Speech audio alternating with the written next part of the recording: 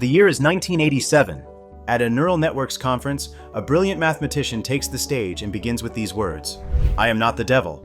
The audience erupts in knowing laughter.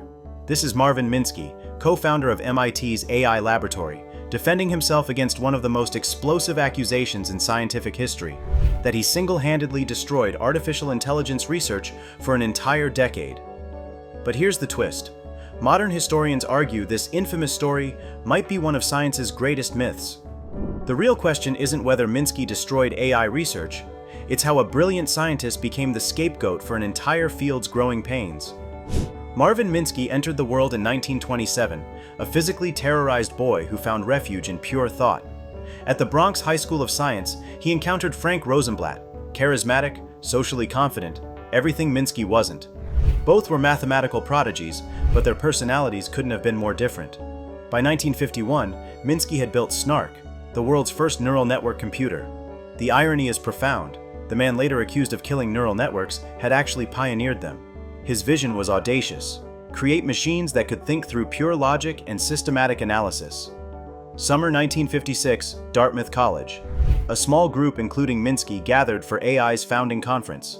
This intimate group would control both research and funding for decades. They believed intelligence was symbol manipulation. Neural networks were for psychologists, not serious computer scientists. When Minsky returned to MIT in 1958, he was casually given 3 rooms and unlimited ambition. The MIT AI laboratory was born, and with it, the empire that would supposedly crush its competition. If this investigation into AI's dark corners is opening your eyes to secrets you never knew existed, make sure you hit that subscribe button and ring the notification bell. You're part of an exclusive community uncovering the hidden truths that shaped our technological present. The early 1960s were intoxicating times. DARPA gave brilliant minds like Minsky millions to spend almost any way they liked.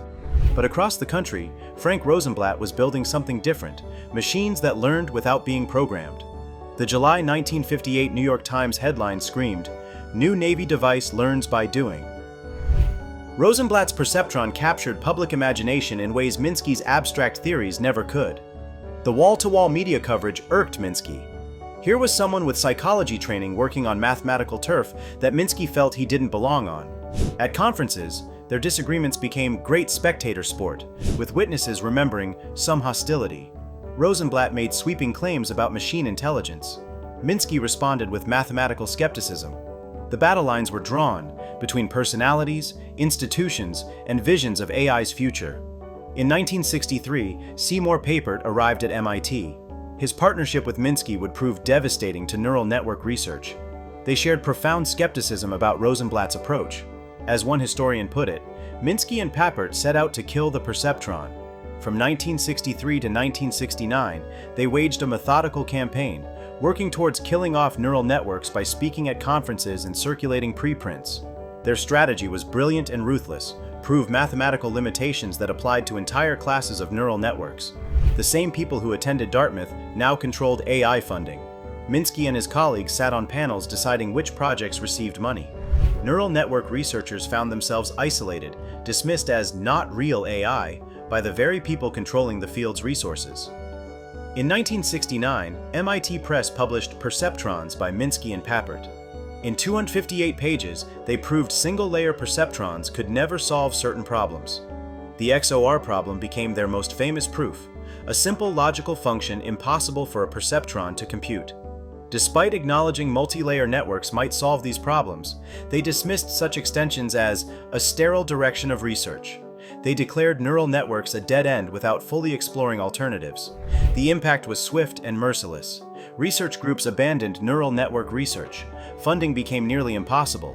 As his life's work came under attack, Rosenblatt found himself increasingly isolated. On July 11, 1971, his 43rd birthday, Frank Rosenblatt took his sailboat out on Chesapeake Bay.